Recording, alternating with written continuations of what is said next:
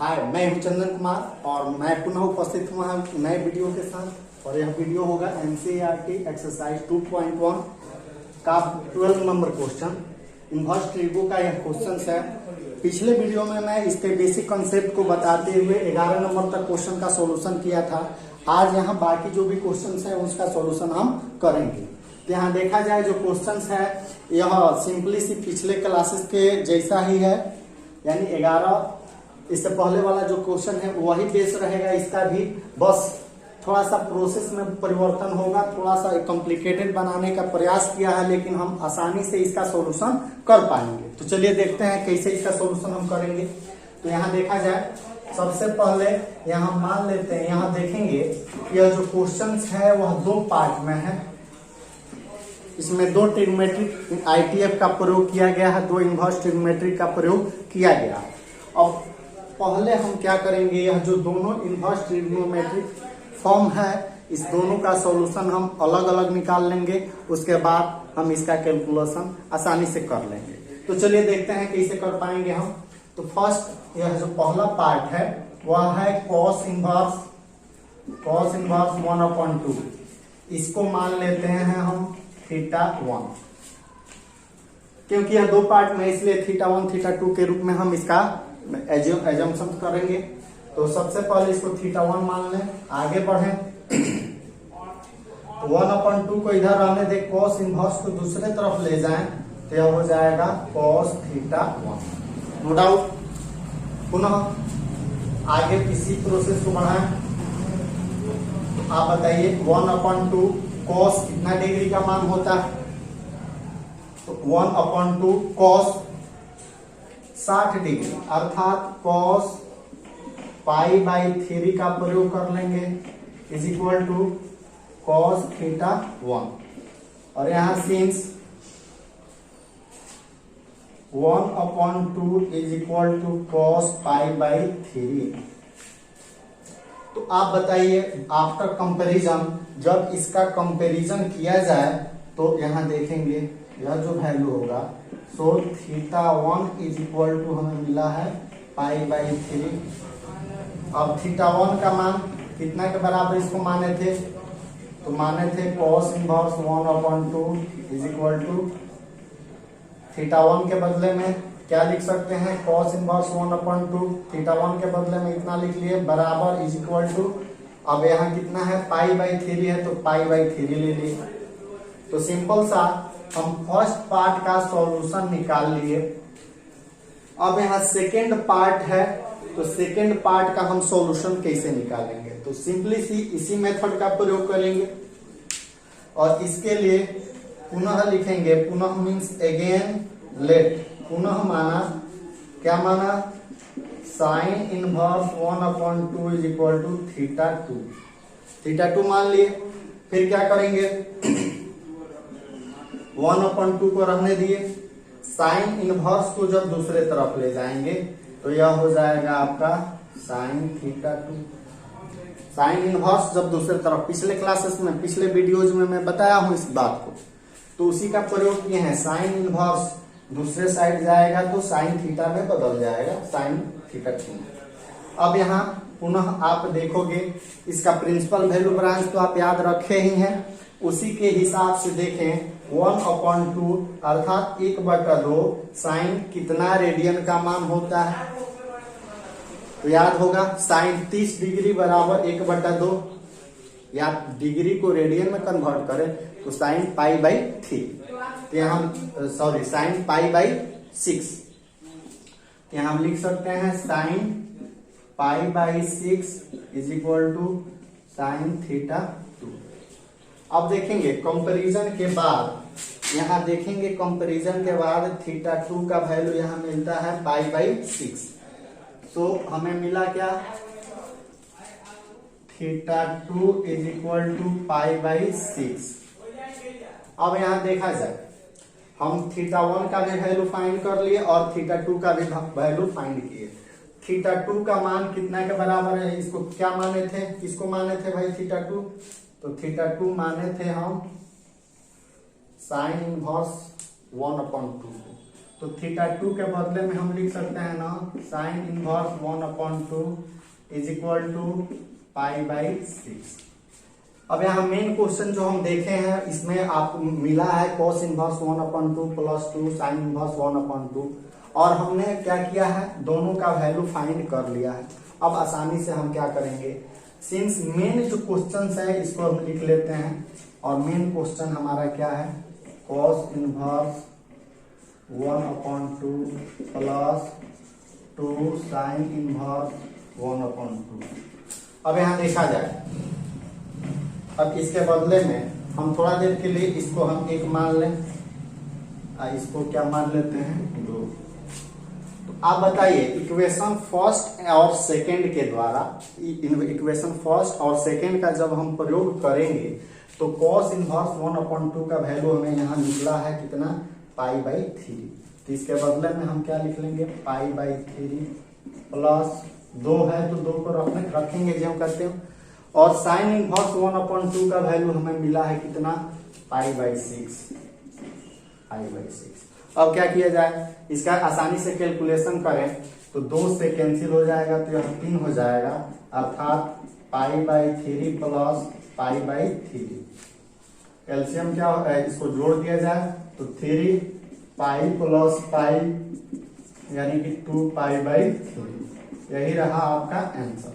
तो इस तरह से हमारा जो 12 नंबर क्वेश्चन है इसका सॉल्यूशन निकल कर आया 2π/3। चलिए नेक्स्ट वीडियो को देखते हैं। अब यहाँ देखेंगे जो नेक्स्ट क्वेश्चन है वह है कह रहा है कि मल्टी चॉइस क्वेश्चन है और इसमें हमें क्या करना है, किसी एक सही उत्तर का ढूंढना है। तो कह रहा है choose the value of sine inverse y इन, ये जो दिए गए वैल्यू है इसमें से कौन sine inverse x is equal to Y का सही वैल्यू होगा, इसे हमें चुनना है। तो आप देखेंगे इसका सॉल्यूशन तो नहीं करना है, बस हमें क्या करना है, सॉल्यूशन के लिए हम क्या कर सकते हैं कि वी नो दैट, हम जानते हैं कि आप प्रिंसिपल वैल्यू को याद करें, we know that the principal value branch of sine inverse x is -π/2 to π/2। अब यहां देखेंगे इस कॉन्सेप्ट को अगर हम एल्जेब्रिक फॉर्म में लिखें तो क्या होगा, इसे ही हम लिख सकते हैं -π/2 और यहाँ y π/2, यानी कि यहाँ जो है क्लोज इंटरवल्स का प्रयोग किया है। तो क्लोज इंटरवल्स का जब भी प्रयोग होगा लेस देन के साथ और इक्वल भी लगेगा और यहाँ भी लगेगा, दोनों कंडीशन दोनों साइड में इक्वल लगेंगे। तो इस तरह से आप इसमें जब सही आंसर का चुनाव करेंगे तो आपका बी ऑप्शन सही हो जाएगा, बाकी ऑप्शन गलत हो जाएंगे। लेकिन थोड़ा सा मैं यहाँ एडिशनल नॉलेज दे दूं आपको, अगर यही क्वेश्चन होता cos inverse x is equal to y के लिए, तो आप जानते हैं cos inverse x is equal to y का प्रिंसिपल वैल्यू ब्रांच होता है क्या 0 to π।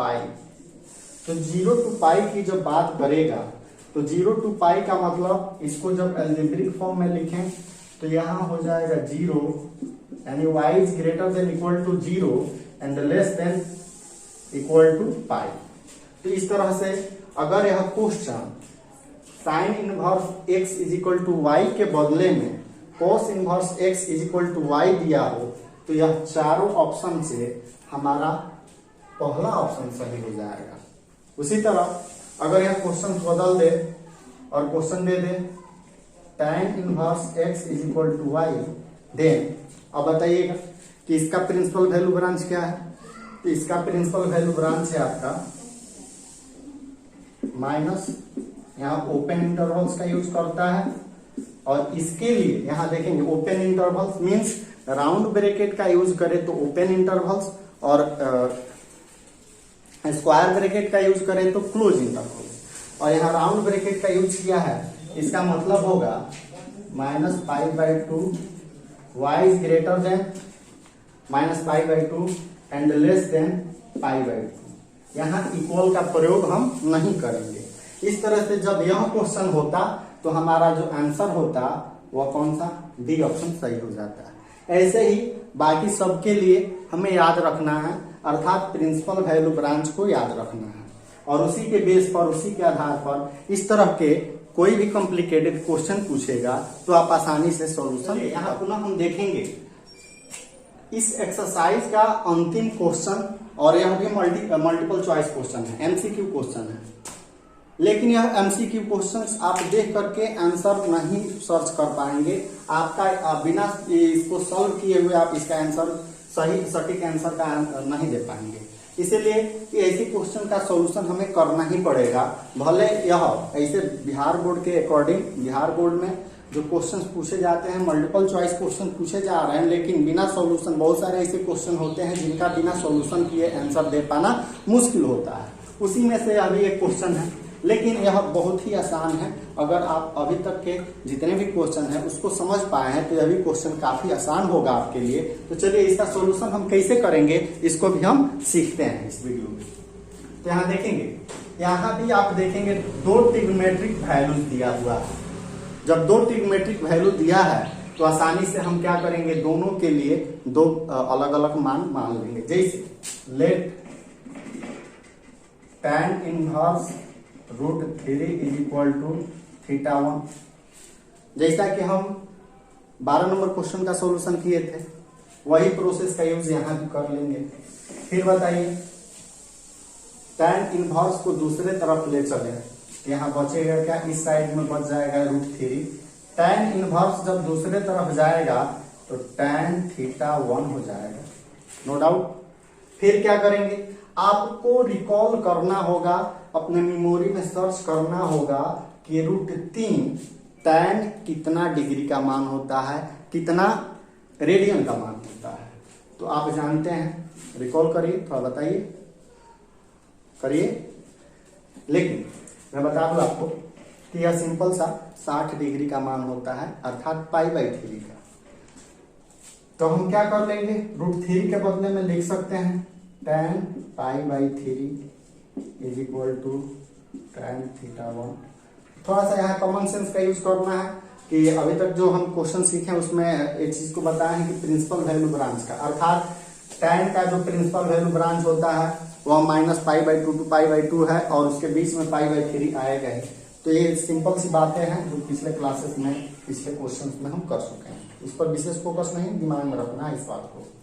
यहाँ क्या हो जाएगा बताइए। अब आफ्टर कंपैरिजन जब इसकी तुलना करेंगे एक दूसरे से तो बताइए, यहाँ tan है, यह tan है, और यह दोनों आपस में बराबर है तो यह वैल्यू भी आपस में बराबर हो जाएगा, अर्थात θ1 इज इक्वल टू π/3। अगेन पुनः हम मान लेते हैं कि sec inverse -2 is equal to θ। तो फिर सिंपल सा वही प्रोसेस अपनाइए, यहाँ -2 बचेगा, सेक इनवर्स को दूसरे तरफ ले चले तो क्या हो जाएगा, सेक θ2 हो जाएगा, माइनस तो रहने दें 2, सेक कितना का मान होता है, थोड़ा सा रिकॉल करिए इसको भी। तो आपको याद होगा cos 60 बराबर 1/2, cos 60 इज इक्वल टू 1/2, उसी का उल्टा ना सेक होता है। तो सेक 60 डिग्री का मान क्या हो जाएगा, 2 हो जाएगा। इस तरह से लिख सकते हैं, सेक 60 डिग्री का यूज न करके हम हमेशा रेडियन का यूज करेंगे और रेडियन में वैल्यू हो जाएगा आपका π/3 इज इक्वल टू सेक θ2। कहां से हुआ,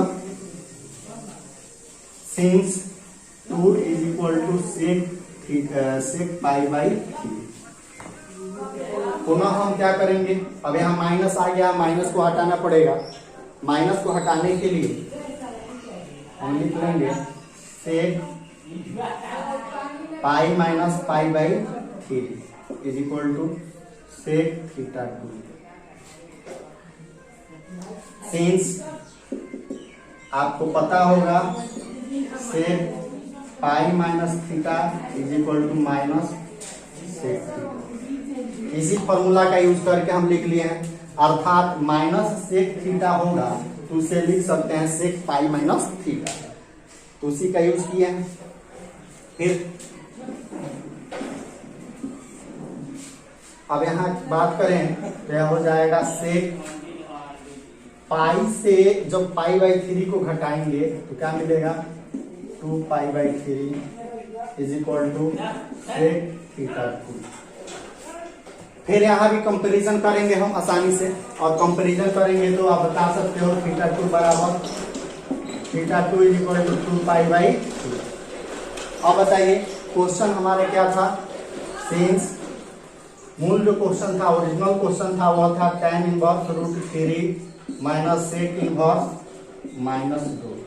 अब बताइए इसको हम क्या मान लिए थे, tan इनवर्स रूट 3 को क्या माने थे बताइए, तो tan इनवर्स रूट 3 बराबर थीटा 1, इसको theta 1 minus tan inverse sec inverse minus 2 को क्या माने थे थीटा 2। यही ना है क्वेश्चन। अब आप देखोगे थीटा 1 का वैल्यू कितना है पाई बाई 3 और माइनस थीटा 2 का वैल्यू कितना है 2 पाई बाई 3। अब क्या किया जाए, अब इस वैल्यू से उसको घटाना है, एलसीएम हो जाएगा 3 pi minus 2 pi is equal to minus pi by 3। इस तरह से इसका भी सॉल्यूशन हो गया। तो चलिए मैं अगले वीडियो में पुनः मिलता हूँ इसके कुछ प्रॉपर्टीज के बारे में, बेसिक थ्योरम्स के बारे में, और उस थ्योरम का यूज करके हम एक्सरसाइज नेक्स्ट एक्सरसाइज का सॉल्यूशन करेंगे। तब तक के लिए गुड बाय।